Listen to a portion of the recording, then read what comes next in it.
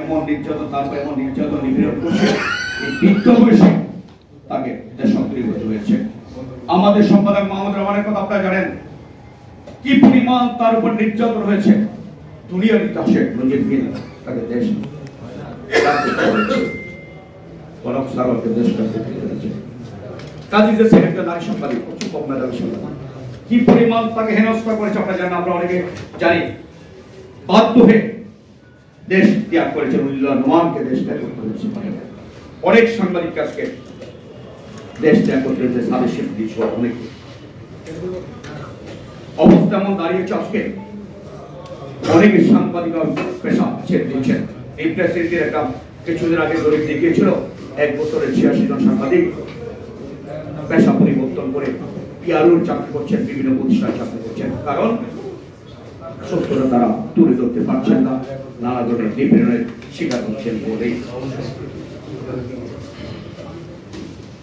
এর ফলে কি হচ্ছে, সত্যতা যেহেতু সাংবাদিকরা তুলে ধরতে পারছেন না, এর ফলে গণমাধ্যম এখন দিন দিন পাঠকদের আস্থা হারিয়ে ফেলছে।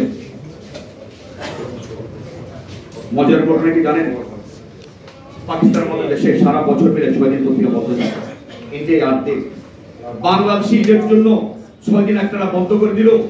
কারোর মধ্যে এটা নিয়ে কোন ধরনের হতাশা বা এটা নিয়ে কোনো কিছু চিন্তা করারও সুযোগ আসেনি। কারণ মধ্যে বেরোলো কি না বেরোলো কি, কারণ পত্রিকা সত্য দেখে না, সমাজের দর্পণ নেই। এক সময় কিন্তু বন্ধর দিনে চায়ে চুমুক দিদিতে পত্রিকা পড়তো।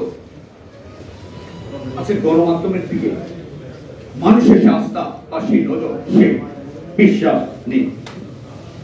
এই যে বিশ্বাসযোগ্যতা না থাকার কারণে আছে কি হচ্ছে, পাঠক দর্শক যেমন মিডিয়া প্রত্যাখ্যান করছে, একই সঙ্গে আজকে বাংলাদেশের গণমাধ্যম তার বিজ্ঞাপনের বাজার হারাচ্ছে। বিবিসির একটা রিপোর্ট কিছুদিন আগে, সেখানে বলা হয়েছে বাংলাদেশের বিজ্ঞাপনের বাজার 1200 কোটি টাকা, বাট বর্তমানে সেটি বাংলাদেশের মিডিয়া পাচ্ছে 700 কোটি টাকা। বাকি 500 কোটি টাকা কোথায় চলে যাচ্ছে?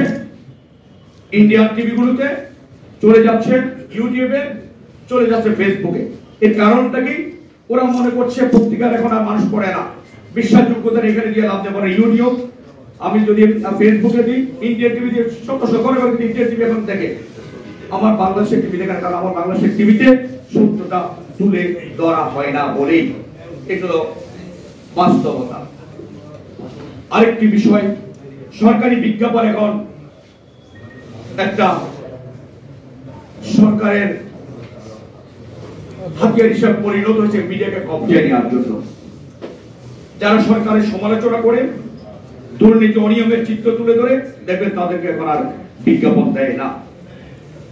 রাজনৈতিক প্রভাব বিস্তার করে 2000 যে পত্রিকা বের হয় না, সেই পত্রিকা 2 লাখ 2.5 লক্ষ সার্কুলেশন দেখানো হচ্ছে এবং মোটা অঙ্কের বিজ্ঞাপনের টাকা দেওয়া হচ্ছে রেট বাড়িয়ে।